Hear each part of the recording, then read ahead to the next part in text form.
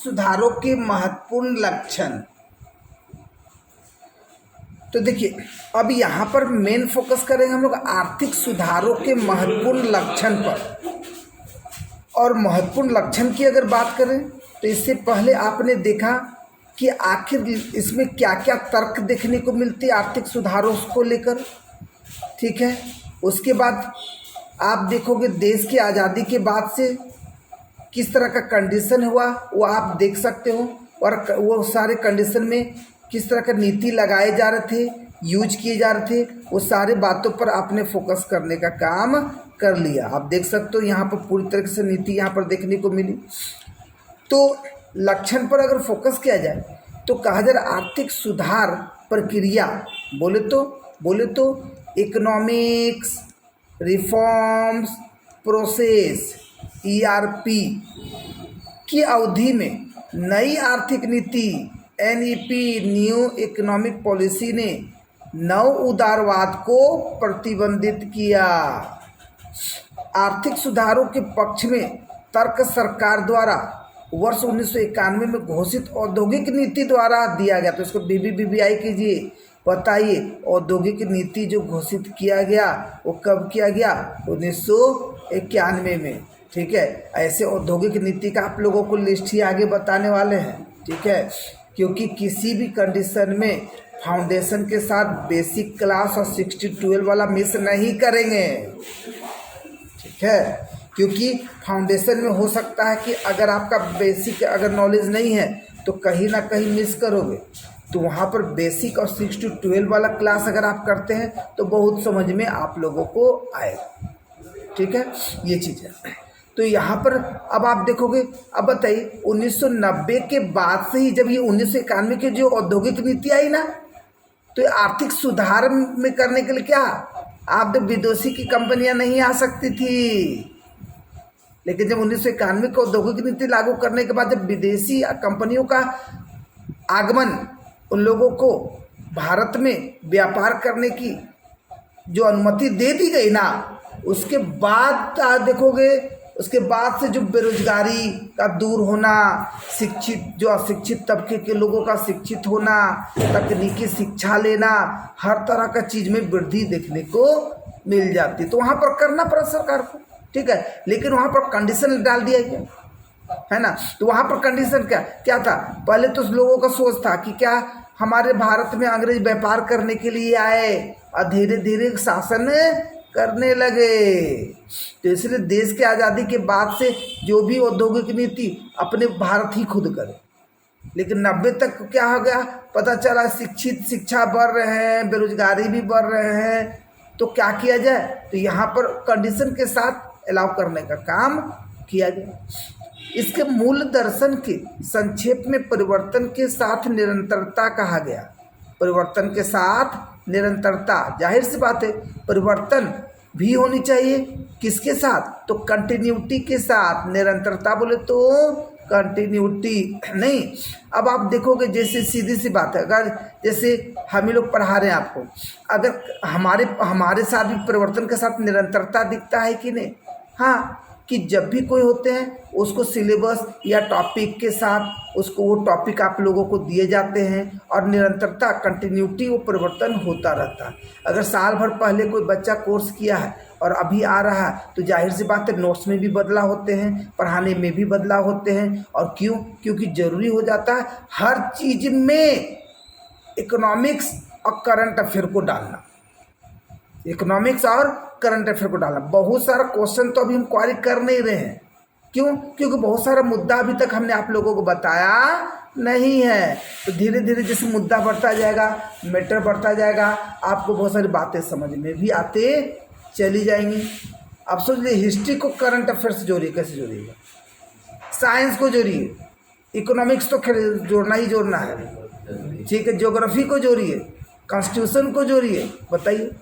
अब वहाँ पर आप देखोगे क्वेश्चन क्या होते हैं, लगभग देखोगे कि अगर 2 क्वेश्चन और करके दिया है, या मतलब बोलते 2 में से कोई एक सॉल्व करे, तो एक मान लीजिए हिस्ट्री का रहेगा, हिस्ट्री का, तो एक और करके जो अदर क्वेश्चन रहेगा ना, तो वो हिस्ट्री को करंट अफेयर से जोड़ के पूछाएगा। ज्योग्राफी है तो एक करंट अफेयर से कनेक्ट करके एक अदर क्वेश्चन रहेगा। कॉन्स्टिट्यूशन है तो एक, अभी दोनों में आपको जो सॉल्व करना कीजिए। तो देखिए ये एक तरह का रियायत मिला, ये एक तरह का आपको हिस्ट्री में अच्छा नॉलेज तो आप हिस्ट्री दीजिए, लेकिन हिस्ट्री के साथ करंट अफेयर में जो नॉलेज है साथ में तो ये दीजिए, एकदम मस्त एकदम पॉइंट मिलेगा। ये चीज़ जो भी सेक्टर हैं बहुत अच्छे तरीके से देखने का काम करते हैं। तो कहा जाता है इसके महत्वपूर्ण उद्देश्यों को संक्षेप में व्यक्त किया जा सकता है, ठीक है। तो पहला क्या है, भारतीय औद्योगिक अर्थव्यवस्था को अनावश्यक नौकरशाही नियंत्रणों की जकड़नों से मुक्त करना, है ना, मतलब ब्यूरोक्रेसी। क्या जी, अभी हम क्या बोले कि 90 से के बाद मतलब 91 के बाद जब शुरू आर्थिक नीति लागू की गई तो कंडीशन के साथ लोग का काम करने लगे। क्या ये विदेशी कंपनी भी आई, कोई दिक्कत नहीं है, कंडीशन के साथ। भारतीय अर्थव्यवस्था का वैश्विक अर्थव्यवस्था के साथ एकीकरण के उद्देश्य से उदारीकरण की शुरुआत करना। तो ये सब कब की बात की जा रही है, 1991 के औद्योगिक नीति आर्थिक सुधार लागू करने की बात की। एकीकरण मिलना, ठीक है जी। तो अब आप देखोगे कि जाहिर सी बात है, पहले क्या होता था, विदेशों से जुड़ने नहीं थे, तो अभी हम लोग विदेशों से भी जुड़े, है ना। हर तरह का अगर किसी को जरूरत पड़े हम लोग पैसा भी भेज देते भारत की तरफ से। जैसे देखो अक्सर नेपाल या तिब्बत या चाइना के या भूटान के कुछ इलाकों में जब भूकंप आता रहता है तो हजारों करोड़ रुपया मदद देने का काम किया जाता है, व्यापार से भी जुड़े रहने का काम है।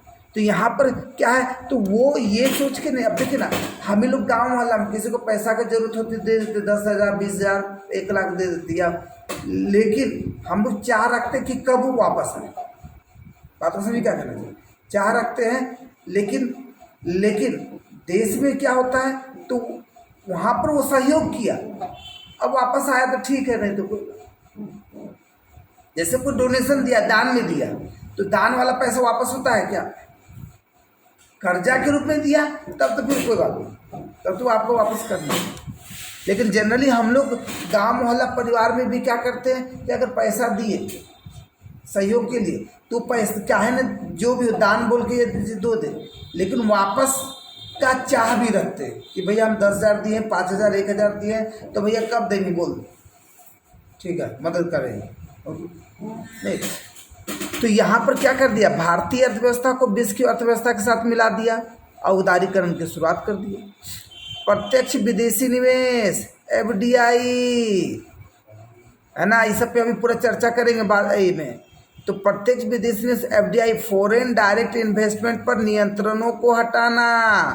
क्या जी, 91 से पहले नियंत्रण था ना कि नहीं आ सकते हैं आप, बिजनेस यहाँ नहीं खोल सकते हैं, लेकिन 91 में क्या कर दिया, यहाँ पर नियंत्रण को हटा दिया और घरेलू साहसियों के लिए MRTP अधिनियम के नियंत्रण को कम करना, है ना जी। आप देखोगे कि बताइए कि लोग कुटीर उद्योग कर रहे हैं, घरेलू उद्योग कर रहे हैं, आखिर करे तो कितना करे, लेकिन आप देखोगे नई आर्थिक नीति आने के बाद देखोगे विदेशी कंपनियां भी तो आई, बाहरी कंपनियां भी तो आई, साथ ही साथ हम लोग मॉडलाइज और होते चले गए, नई नई मशीनों का प्रयोग करने का काम करने लगे। बताइए कहाँ खेत बैल से जोते जाते थे, नहीं, कहाँ कितने एकड़ जमीन अकाल के कारण सूख जाया करती थी, लेकिन बताए इस तरह का टेक्निक अभी है, पता है कहीं अकाल पड़ जाए लेकिन वहाँ पर कोई दिक्कत नहीं होती है, नए नए मशीनों का प्रयोग किया जा रहा है, तो सब तरह का चीज़ किया जा रहा है कि नहीं। अच्छा, सार्वजनिक क्षेत्र के उपक्रमों के अधिकार को कम करना, सार्वजनिक क्षेत्र के उपक्रमों के एकाधिकार को कम करना तथा निजी उपक्रमों से प्रतिस्पर्धा को प्रोत्साहित करना। प्रतिस्पर्धा बोले तो कंपटीशन को प्रोत्साहित करना, ठीक है। तो यहाँ जी हाँ, क्या बोला, अरे उपक्रम बोले तो क्या बोल देंगे, तकनीक, तकनीक, तो वही बोला सार्वजनिक क्षेत्र के उपक्रम तकनीक के एकाधिकार को कम करना। सार्वजनिक क्षेत्र बोले तो पब्लिक सेक्टर, पब्लिक तो पब्लिक से तो किसके एकाधिकार को कम किया गया? Public sector. और जो प्राइवेट है उससे प्रतिस्पर्धा को प्रोत्साहित किया। वही आगे चल के पढ़ोगे PPP, पब्लिक प्राइवेट पार्टनरशिप। अभी सरकार लगभग जितनी काम करे PPP पे कर रही है, पब्लिक प्राइवेट पार्टनरशिप। जितने रोड बन रहे हैं, जितने भी बन रहे हैं, इसलिए तो सुधार भी तो हो रहा है। मतलब वो कंपनी वो निजी हाथों में दे दिया, अब काम करो,